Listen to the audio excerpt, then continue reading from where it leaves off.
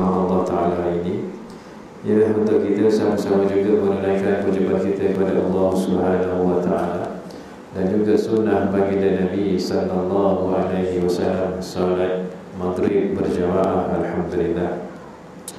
Dan alhamdulillah hari ini kehidupan kita masih lagi dipandu Allah Subhanahu wa Ta'ala. Allah Ta'ala hadirkan diri kita pada malam ini dalam majlis ilmu, tidak lain dilakukan untuk mencari maradhatillah Ta'ala, harta Allah Subhanahu wa Ta'ala. Mudah-mudahan dengan sedikit usaha kita ini, dengan pengorbanan kita ini, dengan usaha ini, Allah Ta'ala akan bagi ganjaran yang besar di sisi Allah Subhanahu wa Ta'ala.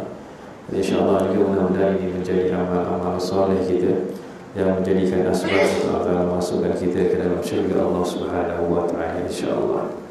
Ya, alhamdulillah, malam ini kita bertemu lagi untuk kita sama-sama dalam konsep ilmu kita. Cuma malam ini insya-Allah ada kelainan sikit, dimaklumkan oleh pengurusan surau, maka kita ada pertukaran sesi berkonsep ilmu kita dalam tajuknya itu. Ya, sebelum ini kita membicarakan tentang berkongsi ilmu tentang bab syariat, kitab Syarah Safinatul Najah.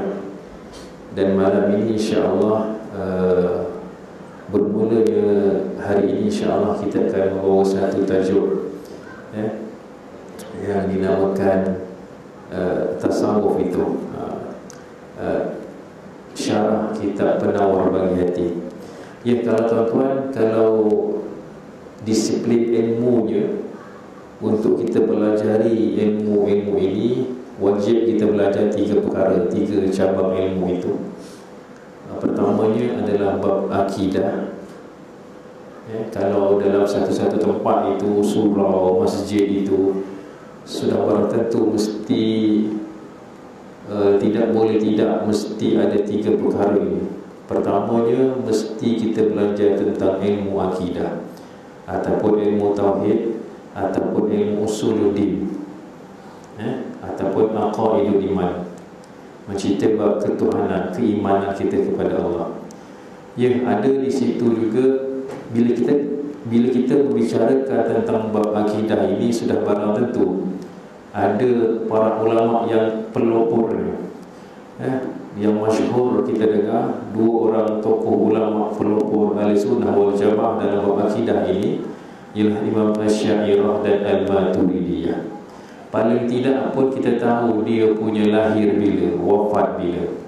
Maka Imam Asy'ariyah lahir pada 260 Hijriah, wafat pada 324 Hijriah. Adapun Imam Al-Maturidiyah wafat pada 332 Hijriah. Dan ini golongan orang ulama-ulama salaf ini, bab akidah ni. Ya, sudah berkata itu, bila mana kita belajar bab akidah itu, jangan ditolak lagi dua ilmu itu, cabang ilmu. Ya, yang kedua ilmu syariatnya ataupun ibadatnya itu. Selepas kita belajar ibadah akidah, maka belajar tentang syariat. Maka sudah berkata itu tempat kita ni, tuan-tuan, ayah dan ibu, ulil amri kita telah meletakkan pelopornya dalam bab syariat ini adalah Imam Syafi'i rahimahullah ta'ala. Imam Syafi'i lahir pada 150 Hijriah, wafatnya bila? 204 Hijriah. Imam Syafi'i, kita menhajkan, meletakkan bab syariat kita pandangan daripada Imam Syafi'i. Namun boleh mengambil pandangan-pandangan yang lain setelah mana diputuskan oleh jawatan kuasa fatwa yang ada otoriti untuk sesuatu hukum itu. Ya, tidak lengkap kalau kita tidak mempelajari satu lagi ilmu, iaitu ilmu akhlak ini, ataupun mudah faham tasawuf ini. Maka sudah barang tentu ilmu akhlak tasawuf ini kita mengikut pelopornya siapa? Ramai para ulama dalam bab akhlak ini, bab tasawuf ini. Maka kita di Nusantara ini, khusus di Malaysia ini, maka kita telah mengambil pandangan-pandangan daripada Imam Al-Ghazali dan juga Imam Junaid Al-Baghdadi. Imam Ghazali lahir pada 450 Hijriah, wafat pada 505 Hijriah. Imam Al-Baghdadi, Junaid Al-Baghdadi 220 Hijriah, wafat 298 Hijriah. Ini tiga cabang ilmu yang wajib kita pelajari. Tidak lengkap sekiranya kita belajar tentang bab syariat saja, bab syariat dan akidah saja kita tinggalkan bab akhlak ini. Kalau kita sebagian tempat ambil bab syariat, syariat ni fiqh lah, kita belajar bab fiqh, kita tinggalkan bab tasawuf ini, maka tidak lengkap. Maka sudah barang tentu tiga ilmu ni kena seimbang. Saya percaya di tempat ini, di surau ini telah mencukupi tiga-tiga cabang ilmu ini. Ada di situ bab akidah, para asatizah yang menceritakan tentang bab akidah keimanan. Ada di situ para asatizah menceritakan bab syariat. Maka kita hari ini kongsi-kongsi sikit, bukan nak mengajar tuan-tuan, ayah, ibu, tidak. Sekadar kongsi bab yang dikatakan tasawuf ini. Ini insya-Allah mudah-mudahan Allah Ta'ala bagilah kita keberkatan, mendidik akhlak kita, mendidik hati kita untuk menjadi satu orang hamba yang mana Allah Ta'ala redha, insya-Allah. Ya tuan-tuan, setuju untuk kita berdiskusi dalam bab ini, syarah penawar bagi hati ini. Ini bab asas. Ini bab, kalau penawar bagi hati ini dia basic lah, bab tasawuf ini. InsyaAllah boleh jajah ibu-ibu. Okey, insyaAllah. Jadi tuan-tuan, ayah, ibu, sebelum kita pergi untuk membicarakan kitab penawar bagi hati ini, sedikit siapakah pengarang, kita perkenalan siapakah pengarang kitab ini. Syekh Abdul Qadir Al-Mandili, berasal daripada Indonesia, keturunan Mandili.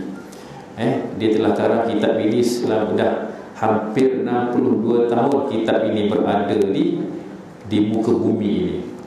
Kerana inilah tanda keberkatan Allah Ta'ala bagi kepada ulama-ulama terdahulu, yang mana mereka telah pergi meninggalkan kita, namun jasanya, kitabnya kekal sampai hari ini dan dijadikan rujukan kepada kita.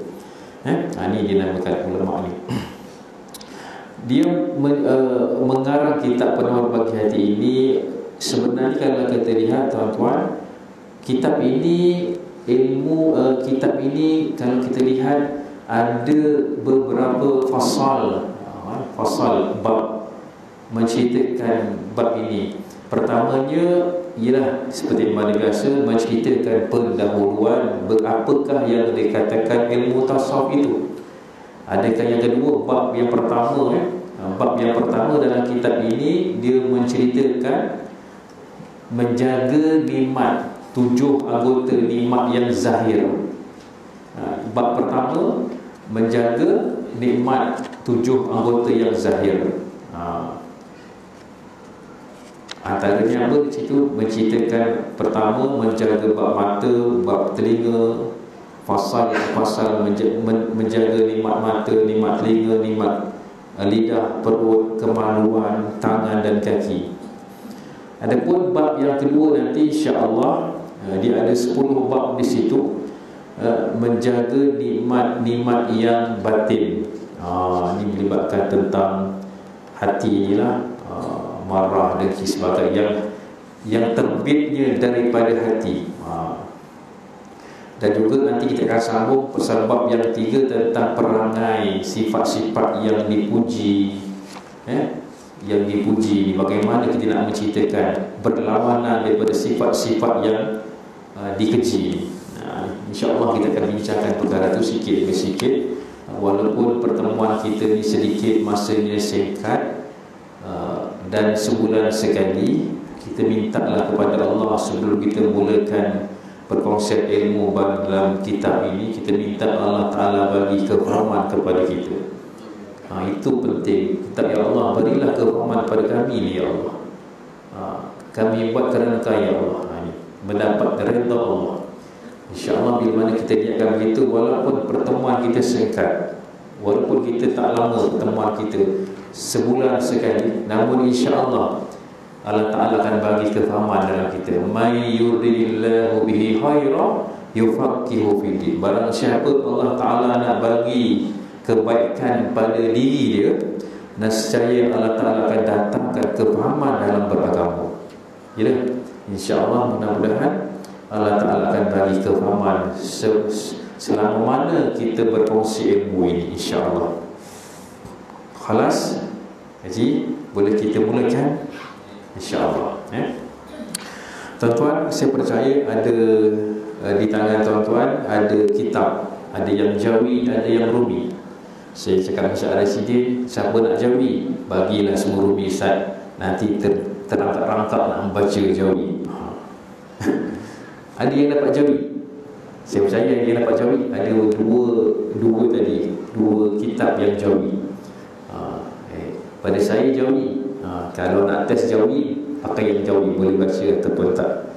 Tapi saya percaya orang Johor insya-Allah boleh baca Jawi. Dia seorang agama Johor dan boleh Jawi. Sebab kita, contoh sikit je, kita kan sekarang ni majoritinya nikah di pejabat kadi. Selepas nikah tu ada baca lafaz taklik. Lafaz taklik tu tulisan Jawi. Pengantin semua kena baca Jawi. Manakala saya tinggalkan isteri saya 4 bulan hijrah berturut-turut Jawi, lama baca. Bang boleh tak baca bang? Ustaz, Rumi tak ada ke tak? Ada, pusing belakang. Dia nak yang Rumi juga. Tapi kalau ada juga yang baca Jawi, maknanya dia fahamlah Jawi itu. InsyaAllah. Ya, kita lihat muka surat yang kedua. Yang kedua, pendahuluan secara mukadimahnya pada malam ini. Muka surat kedua, kita membicarakan, berkongsi pendahuluan apakah yang dikatakan ilmu tasawuf ini, insyaAllah. Ya. Bismillahirrahmanirrahim. Ketahuilah bahawa ilmu tasawuf ini adalah pengetahuan yang diketahui dengannya segala kelakuan hati, sama ada kelakuan yang dipuji seperti merendah diri dan bersabar, atau kelakuan yang dicela seperti dengki dan membesarkan diri. Maka kita lihat pengarang kitab menyatakan bahawa ilmu tasawuf ini adalah satu ilmu yang mana diketahui dengannya segala kelakuan hati. Ilmu yang melibatkan tentang hati itu. Bila mana hati itu baik, insya-Allah dia akan menterbitkan satu kelakuan yang dipuji, ataupun lebih kita faham sifat mahmudah. Hatinya baik, maka insya-Allah dia akan menterbitkan, menjelmakan satu sifat yang terpuji. Sifat yang terpuji, sifat mahmudah itu seperti mana sabar, merendah diri dan sebagainya. Ataupun sekiranya hati itu rosak, hati itu sakit, hati itu mati, hati itu tidak dihiasi dengan perkara-perkara yang baik, nescaya dia akan keluarkan, menerbitkan satu perkara, satu kelakuan yang dicela, seperti mana hasad, dengki, membesarkan diri. Maka itu secara basicnya. Puan boleh faham macam? InsyaAllah. Ni kalau bertalaki kitab macam ini, dia bukan baca tak ada. Dia gini. Apa kita nak? Kefahaman itu. InsyaAllah. Ni. Maka ini yang dikatakan ilmu tasawuf ini. Sehingga mana kan para ulama menisbahkan sebab apa ilmu ni dipanggil ilmu tasawuf. Sebab apa? Dia tidak boleh lari pada 5 perkara. Ilmu tasawuf ini mukadimah, tuan-tuan, tak ada sekadar kita kongsi. Yang pertamanya, dia membahaskan, untuk mendapatkan pertamanya perbahasan utama tentang ilmu tasawuf ini. Pertama, tidak lari, tidak boleh tidak kena bertakwa kepada Allah. Jalan untuk bertakwa kepada Allah. Ini para ulama menisbahkan. Ya, ittaqillahi haitsuma kunta tamhuwa. Bertakwalah kamu dikala kamu sendiri ataupun dikala kamu ramai. Apa maknanya? Kamu seorang-seorang, kamu takwa kepada Allah. Begitu juga bila ramai, kamu takwa kepada Allah. Apa maksud dia tu? Kadang-kadang sebagai orang bertakwa, maksudnya dia beramal ibadah saat mana orang ramai, dia khusyuk, dia buat betul-betul. Tapi kalau dia seorang, orang tak ada, dia pun ala kadar je. Contoh yang kita boleh untuk musabah kita. Contoh, sebagai orang di luar sana, kalau ramai orang di luar, dia ambil wudu, airnya kecil je. Ustaz, nak cerita bagus orang ini takwanya, ambil wudu pun kecil. Sunnah. Bila orang tak ada, dah macam air terjun, basah badan dia. Bila mana orang ramai, dia solat punyanya ada kelapa bacaan dia, tomak lidah dia. Tapi bila mana dia seorang, sekejapnya dah siap. Ni, takwalah kamu saat mana kamu ramai dan kamu solat. Ini pertamanya mendidik kita untuk bertakwa kepada Allah. Kenapa dia dapat diterjemahkan dengan perasaan, dengan sifat wara' dan istiqamah. Dia dapat diterjemahkan dengan cara menjauhkan diri daripada dosa. Dan Allah Ta'ala, bila mana dia menjauhkan diri daripada dosa, Allah Ta'ala akan datangkan sifat istiqamah. Ini sebab itu pernah ditanya oleh sahabat kepada Ibnu Abbas radhiyallahu anhuma tentang wahyu Allah Ta'ala turun kepada Nabi SAW. Ibnu Abbas ni satu sahabat Nabi yang masyhur, dan juga dia sepupu Nabi. Apa yang Nabi pernah mendoakan kepada Ibnu Abbas ni apa? Allahumma faqihu fiddin wa 'alimu ta'wil. Ya Allah, berilah kefahaman kepada Ibnu Abbas ini tentang agama dan faham mentakwilkan Al-Quran itu, mentafsirkan sekali. Ibnu Abbas kata ditanya oleh para sahabat, ketahuilah banyak-banyak wahyu yang diturunkan Allah kepada Nabi SAW. Ada satu ayat yang sangat-sangat besar, sangat-sangat berat, Nabi terima dia. Menceritakan bab apa? Dalam surah Hud ya 112. Fastaqim kama umir. Wahai Muhammad, kau berterusanlah apa yang telah diperintahkan kepada kamu. Nak cerita ke bab tentang istiqamah. Tentang istiqamah sungguh berat. Nak maintain solat berjamaah, nak maintain akhlak yang baik, nak maintain cakap yang baik, susah nak maintain. Tapi itulah perlu mujahadah. Ini bab tasawuf ini. Nak menterbitkan akhlak yang baik memang perlu mujahadah, perlu banyak berkorban, perlu banyak Allah. Sebab tu mendidik hati ni. Nak marah isteri, nak marah anak, nak marah kawan-kawan, Allahu Akbar, perlu mujahadah. Ni sebab nak istiqamah itu. Ini ayat ini tentang menceritakan istiqamah. Tetapi bila mana kita mempelajari ilmu ini, insya-Allah tuan-tuan saya bercakap ini, Allah Ta'ala akan datangkan sifat istiqamah itu jauh daripada dosa. Pertamanya jalan untuk takwa kepada Allah. Yang kedua, perbahasan ilmu tasawuf ini tidak boleh tidak kena ikut sunnah. Ilmu tasawuf ini ada satu jalan mengikut sunnah, ikut sunnah Nabi SAW. Sama ada perbuatannya, perkataannya. Perbuatannya apa? Bila mana perbuatannya hati yang baik, mentonjolkan perbuatan yang baik, dan juga perkataan yang baik. Ini sunnah Nabi. Laqad kana lakum fi rasulillahi uswatun hasanah.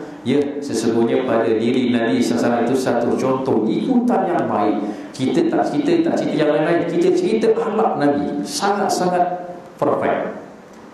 Wa innaka la'ala hulukin azim. Dan sesungguhnya pada Nabi SAW itu akhlak yang sangat agung. Nabi Maka sunnah Nabi akhlak ini, mengikut sunnah, sama ada perbuatannya, percakapannya. Maka bila mana didapati dua perkara itu, insya-Allah maka dia akan menterjemahkan satu perkara yang sangat-sangat amazing, yang power. Orang nak buat mistake kat kita, sabar, tak marah, tenang-tenang je. Ini sunnah. Yang ketiga, ya, belajar ilmu tasawuf ini, perbahasan ilmu tasawuf ini, ya, dia mengajar kita supaya tidak bergantung kepada makhluk. Tidak bergantung kepada makhluk hanya semata-mata kerana Allah Subhanahu. Bergantungan kita kepada Allah. Hari ini, tuan-tuan, ayah ibu, kalau kita hari ini, kalau kita mengambil keputusan dalam kehidupan kita, dalam diri kita, keputusan apa? Keputusan nak jauh kepada Allah. Sebagai contoh, tak nak beribadah kepada Allah, tak nak solat kepada Allah, tak nak buat baik kepada Allah, nak buat perkara yang Allah Ta'ala larang. Contoh, percayalah, ketahuilah, tak terkesan sedikit pun pada Allah. Tak terkesan pun. Bahkan kita sendiri, setiap detik kita, setiap waktu kita, setiap saat kita, setiap kehidupan kita, kita perlukan Allah. In ahsantum ahsantum li anfusikum wa in asatum falaha. Surah Al-Isra ayat 7. Kalau kamu buat kebaikan itu akan Allah Ta'ala pulangkan kepada kamu. Kita buat kebaikan hari ini, nescaya kebaikan kita buat itu Allah Ta'ala akan pulangkan kepada kita. Ya, begitu juga bab kejahatan. Kalau kamu buat kejahatan itu akan dipulangkan kepada kita. Jadi ini Allah Ta'ala tak terkesan pada dia sedikit pun. Ini, maka kita kembali bila belajar ilmu tasawuf ini, maka serba sedikit, maka adalah titik tolaknya dalam kehidupan kita. Inilah ilmu yang mana mendekatkan diri kita kepada Allah. Tuan-tuan saya yang bercakap ini, tuan-tuan, bila belajar bab ini, kita rasa Allahu Akbar. Hamba kita di satu macam satu yang rendah je. Kita, oh, ini sifat salah satu orang hamba. Ya, sifat seorang hamba kepada Allah dengan sifat seorang hamba kepada makhluk berbeza. Hamba kalau dulu kepada majikan dia, apa taraf dia? Tak ada apa-apa, Ustaz. Boleh dijual, boleh apa segalanya. Tidur pun tidur bukan dalam bilik aircon, contoh. Tidur kat mana-mana. Itu hamba dari segi makhluk. Tetapi hamba di sisi Allah, tuan-tuan kau faham? Hamba di sisi Allah ini, kamu buat yang baik, aku akan angkat darjat kamu. Ni hamba ni di sisi Allah, berbeza hamba dengan makhluk. Kamu buat ikut, bagaimana ikut Nabi SAW, para sahabat ini, bagaimana kehidupan mereka, hamba, maka hamba di sisi Allah sebagaimana Allah, inna akramakum indallahi atqakum. Semula-mula makhluk di sisi Allah yang bertakwa kepada Allah. Ni hamba di sisi Allah ni, siapa yang taat kepada Allah, walladzina amanu wa amilus solihat ulaika ashabul jannah hum fiha khalidun. Al-Baqarah ayat 182. Barang siapa dan mereka yang beramal soleh, yang beriman dan beramal soleh, walladzina amanu wa amilus solih, yang barang siapa yang beriman dan beramal soleh, tak kira siapa saja, hamba, dan dia ni Allah Ta'ala kata ulaika ashabul jannah hum fiha khalidun, dan mereka inilah penghuni-penghuni syurga dan mereka kekal dalamnya sampai bila-bila. Allah ni satu orang hamba di sisi Allah. Allah Ta'ala lihat muka kita, kerja kita, apalah keturunan kita, tapi Allah lihat takwa kita kepada Allah. Bagaimana kecintaan kita kepada Allah, bagaimana sifat satu orang hamba ini kepada Allah. Ini antaranya perbahasan ilmu tasawuf ini. Okay. Yang keempat apa? Perbahasan ilmu tasawuf ini, ya, tidak boleh tidak kita kembali, kita tidak mardatillah ta'ala, redha Allah Subhanahu wa ta'ala. Ya, dalam kehidupan kita, tuan-tuan, ayah, ibu, kita nak hari ni kehidupan kita Allah Ta'ala redha. Itu paling basic. Banyak ibadah yang kita buat segalanya, tetapi sekiranya Allah Ta'ala tak redha, maka sia-sia ibadah kita. Kita nak Allah Ta'ala redha je. Sebab Allah Ta'ala redha, syurga Allah Ta'ala bagi. Ya, satu orang tu pahalanya tak banyak, dia buat amal ibadah tak banyak, dia buat sikit perkara, tetapi dia redha kepada Allah. Al-redha bil qalil. Imam Sayyidina Ali kata, al-redha bil qalil, redha dengan apa yang sedikit yang Allah Ta'ala bagi pada orang itu. Ini antaranya. Maka kita kembali redha kepada Allah. Bagaimana para sahabat ini, dia sehingga mana diberi title, title apa? Radiyallahu anhum wa radu'an. Dan Allah Ta'ala redha kepada dia dan dia redha kepada Allah. Was-sabiqunal awwaluna minal muhajirin wal ansar walladzina tabauhum bi ihsani radiyallahu anhum wa radu'an. Orang yang awal dulu, kaum muhajirin dan ansar, yang berhijrah, kaum muhajirin dan ansar itu, walladzina tabauhum, dan mereka ini diredha oleh Allah Subhanahu wa taala. Allah Taala redha pada mereka dua golongan ini. Jangan bimbang, tapi kita ni takkan tak ada. Ingat ayat itu Allah Taala sambung, wa a'adda lahum jannatin tajri tahtaha al-anhar khalidina fiha zalikal fawzul azim. Dan orang-orang yang kemudian yang mengikut mereka siapa? Kita lah. Yang beriman, yang mengikut jejak langkah mereka ni, kita lah yang beriman ini. Apa hadiahnya yang Allah bagi yang ikut jejak langkah kaum muhajirin, kaum ansar ini? Jannatin tajri tahtaha al-anhar khalidina fiha abada. Allah Ta'ala sediakan syurga yang di bawahnya mengalir sungai-sungai ini, dan mereka kekal dalam sampai bila-bila. Inilah zalikal fawzul azim. Dan inilah kemenangan yang besar bagi golongan-golongan ini.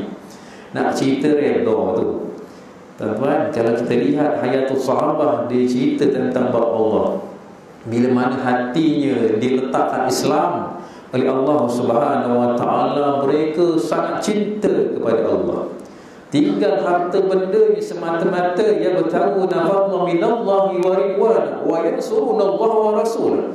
Dan mereka semata-mata keluar daripada Mekah yang sangat mereka cintai, semata-mata nak dapat redha Allah. Surah Al-Hasy ayat 8. Ya bertahu nafadna minallahi wa ridwana wa yansurunallaha wa rasul ulaika humus shadiqun. Dan inilah golongan-golongan yang benar di sisi Allah. Nak cerita apa? Nak cerita redha mereka. Mereka bila mana di Allah Ta'ala bagi hidayah Islam itu, tuan-tuan, kecintaan mereka, tinggalkan harta benda mereka semata-mata kerana Allah. Ini para sahabat, dia redha dengan Allah. Tak ada apa-apa, tinggal rumah, kebun, ustaz, isteri tinggal, semata-mata tinggal dan tak balik-balik lagi ke Mekah. Semata-mata tinggal tadi nak dapat apa? Tidak lain tidak bukan nak dapat Allah Ta'ala redha je. Itu kecintaan mereka. Ini sifat bagaimana yang ada pada sahabat radhiyallahu anhum ajma'in. Ini redha kepada Allah. Sikit redha, banyak alhamdulillah, syukur. Ini yang kelimanya apa? Ya, kembali kepada Allah. Ilmu tasawuf perbahasan dia. Ya, yang kelima, para ulama menjelaskan, membahaskan supaya kita kembali kepada Allah saat mana kita gembira, saat mana kita sedih, susah senang kembali kepada Allah. Percayalah, Allah Ta'ala yang segala-galanya. Sebab itu kadang-kadang orang ahli-ahli sufi ni, mereka kalau ada musibah terima kepada dia, inna lillahi wa inna ilaihi raji'un. Daripada Allah dia datang, daripada Allah dia kembali. Dia minta pada Allah. Dan contoh kita kalau kita berzikir, tuan-tuan, cukup kita menyatakan kepada Allah, hasbunallahu wa ni'mal wakil, hanya kepada Allah aku mohon perlindungan, dan sebaik-baik perlindungan itu adalah Allah. Sebab itu ahli-ahli sufi ni, kalau dia nak zikir, tuan-tuan, Apa dia punya kaedah ni supaya dapat roh zikir kepada Allah? Pernah ada serban, ada ridak kan? Apa ni nanti apa dia buat ni? Sa'di, tuan-tuan kalau tengok ahli sufi, pernah tak tengok ulama ke ataupun cik guru-guru kita, dia kalau dapat ridak ni dia tutup gini kan? Dia macam apa pula? Dia tutup, dia zikir kepada Allah. Tak kira zikir apa. Sebab apa dia tutup ni? Supaya apa? Dia fokus kepada apa yang dia buat. Tuan-tuan kalau tutup ni nampak tak kiri kanan? Tak nampak. Tapi apa yang kita fokus? Contoh hasbunallahu wa ni'mal wakil, hasbunallahu wa ni'mal wakil. Dia akan datang satu roh tu. Ini ulama-ulama sufi. Sebab itu Syekh Syekh Nuruddin kata, kalau nak berzikir satu malam berhalwat dengan Allah Ta'ala, maka hadirkan roh itu dengan kaedah-kaedah ahli sufi buat. Jangan kata suami kita buat, abang ni buang tembiat ke? Janganlah gitu je.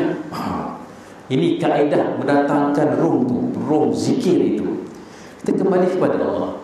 Hanya pada Allah kita mohon pertolongan, dan Allah itulah sebaik-baik penolong.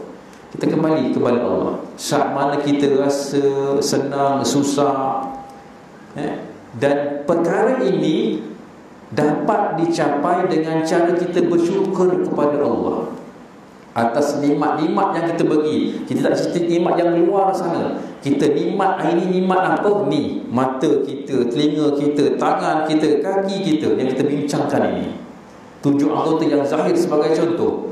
Kita akan mensyukuri, ya Allah, aku ada mata ni, ya Allah, dapat melihat. Tangan, kaki, mulut dapat bercakap ni, ya Allah. Bila mana mensyukuri kita kembali kepada Allah, tak ada apa-apa kita kepada Allah. Kalau kita nak angkat tangan kita belah kanan ni, kalau tidak diizinkan Allah, tak boleh angkat kita. Kaedah kita kembali kepada, inilah ilmu tasawuf ini.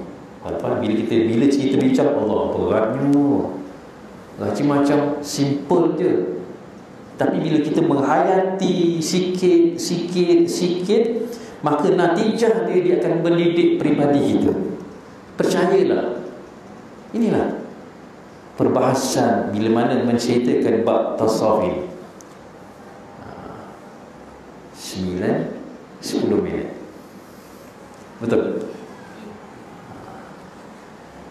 Mam, kita sampai berapa?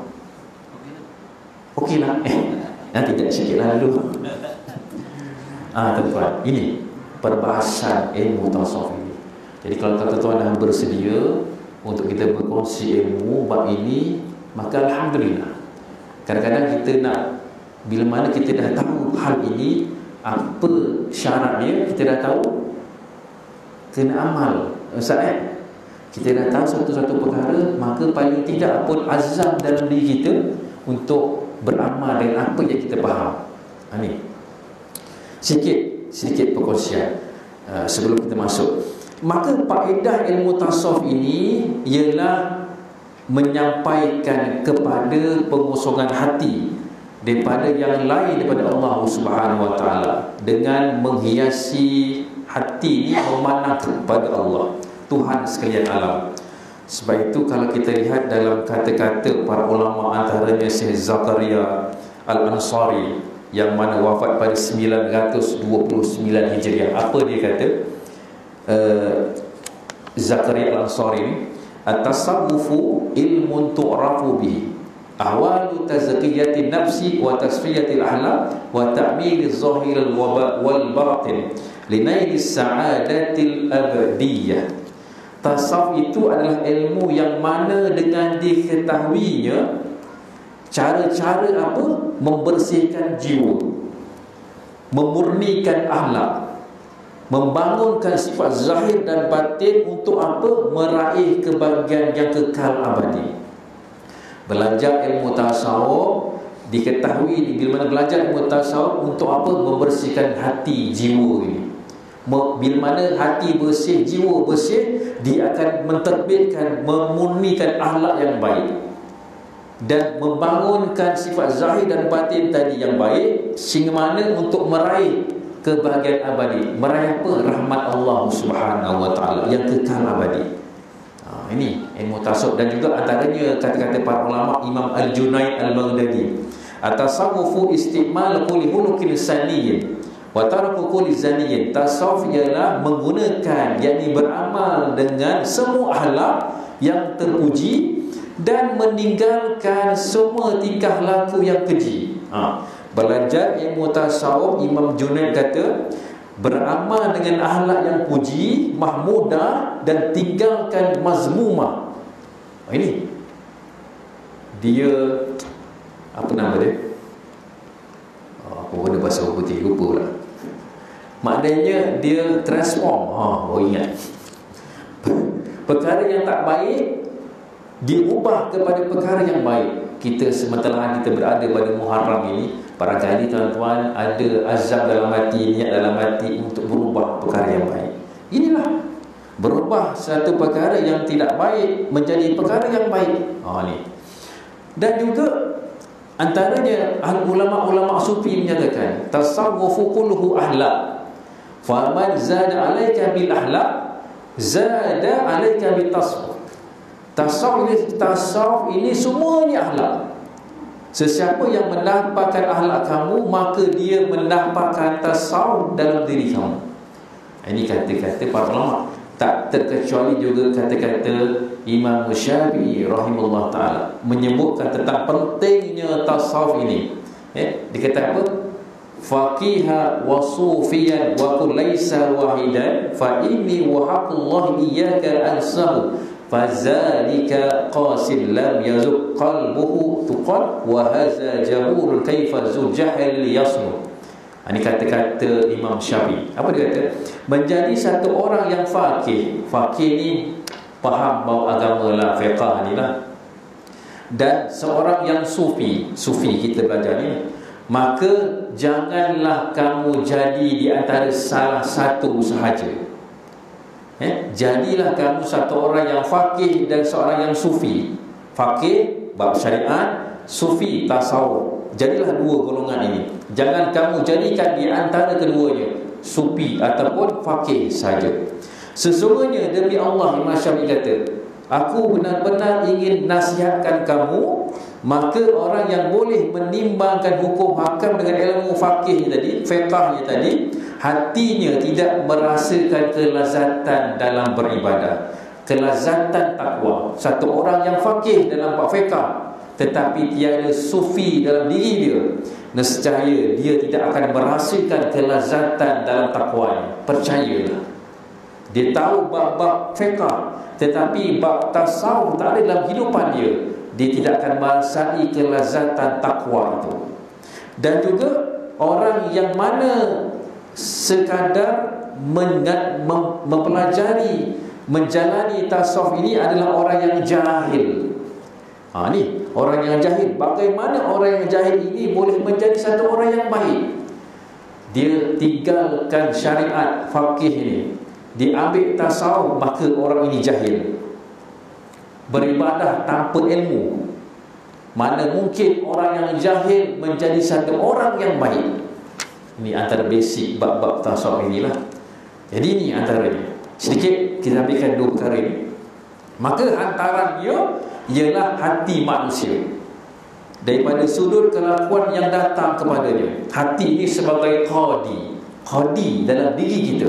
Contoh, ada satu air mineral orang bagi kepada kita. Contoh, orang kata, Ustaz Haji, air ini boleh minum, halal. Ada cap halal pun. Jumpa Ustaz kata boleh minum Haji, halal air ini. Jumpa tak puas hati, jumpa mufti pula, air ini boleh minum lah, jangan, don't worry.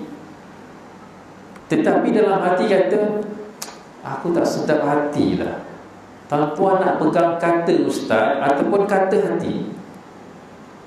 Agak-agak nak pegang kata hati ataupun nak pegang kata-kata Ustaz tadi, ataupun kata-kata siapa yang mengatakan halal ni? Agak-agak lah. Maka peganglah hati kamu. Hati ini umpama kadi dalam menentukan satu perkara yang baik. Tapi kalau perkara salah juga, hati ini nak berpilih, Itu ada satu hadis Nabi sallallahu alaihi wasallam dikenakan al-birru dan al-ithmu. Al-birru husnul huluk, wal ismu ma haka fi sadri wa karihta ay yatla'i alaihi an-nas. Al-birru tu adalah budi pekerti yang baik, ya, yang baik. Namun al-ismu adalah segala sesuatu yang mengganggu benak kamu ini. Kamu tak suka tapi hati kamu nak, kamu akan dibayangi dalam hati ini. Contoh keluar surau, keluar rumah, besok ada satu jumpa duit kat depan rumah kita, satu beg ke. Tengok kiri kanan orang tak ada mau, kita pun ambil simpan kat rumah. Tuan-tuan, hati tenang ataupun tak, walaupun orang tak nampak, tak tenang hati ni, kerana itu perbuatan yang tak elok. Hati ni tak tenang. Ni kadi sebagai hati ni sebagai kadi. Walaupun kadang-kadang dia pilih perkara yang tak baik, percayalah hati tak akan tenang. Ini tetapi satu hal ini dia kata hati ni dia akan rasa lega. Hati ni dia tak boleh menipu. Hati ni ni bab petasawuf ni, insya-Allah. Maka hukumnya belajar ilmu ini adalah fardu ain ke atas setiap yang berakal dan balik. Wajib belajar ilmu ini kepada yang berakal dan balik. Kita yang mukallaf inilah, ya. Tidak lain tidak bukan ilmu ini diambil hukumnya daripada Quran dan juga sunnah. Boleh ditambah sebagainya ijma' ulama dan juga qiyas. Dan ini yang dikatakan ilmu tasawuf. Secara mukadimahnya beres saja, faham je. Boleh untuk kita teruskan masa-masa akan datang bab ini. Sedia Ustaz, insya-Allah nak didik hati ni. Saya dah bincang dengan Rasidi, Ustaz, kita ni betul ke Ustaz nak buat bab ini Ustaz? Kita dah separuh jalan bab Safinatun Najah. Betul? Dia kata ada ustaz-ustaz yang lain buat fiqah. Betul juga. Ada 2-3 orang buat fiqah, nanti fiqah aja. Mana pula tasawuf, mana pula akidah, kan? Jadi insya-Allah saya bukan nak mengajar tuan-tuan, tak. Kita kongsi ilmu apa yang dikarang oleh para ulama. Saya tak pandai, kita kongsi sama-sama. Jangan. Jadi saya minta maaf kalau salah terkasar bahasa apa yang saya minta maaf. Ini secara mukadimahnya insya-Allah kita akan bertemu akan datang, kita akan bicarakan perkara ini insya-Allah. Boleh? Wallahu a'lam. Alas ada nak kongsi? Tak ada. Oh, 5 perkara yang mutasawuf ini. Pertama, takwa kepada Allah. Yang kedua apa? Mengikut sunnah. Man ahya bi sunnati faqad ahabbani wa man ahabbani faqad kana ma'i fil jannah. Barang siapa yang menghidup sunnahku, dialah mencintai aku. Barang siapa yang mencintai aku, dia akan bersama aku dalam syurga. Sunnah. Yang ketiga apa? Redha yang keempat. Yang ketiga, tidak bergantung kepada makhluk. Bergantung kita kepada Allah. Yang keempat, redha apa yang Allah bagi kepada kita. Belajar redha dengan Allah. Nak dapat redha Allah. Maka yang kelima, kembali kepada Allah. Itu 5 perkara lah. Khalas? Wallahu a'lam. Sampai sini okey? A'udzubillahi minasyaitonir rajim. Bismillahirrahmanirrahim. Alhamdulillahirabbil alamin. Wassalatu wassalamu ala asyrafil anbiya'i wal mursalin wa ala alihi wa sahbihi ajma'in. Allahumma ta'ala ilahi kamataka wa nashur alaina min hazaini rahmatika ya arhamar rahimin. Rabbana atina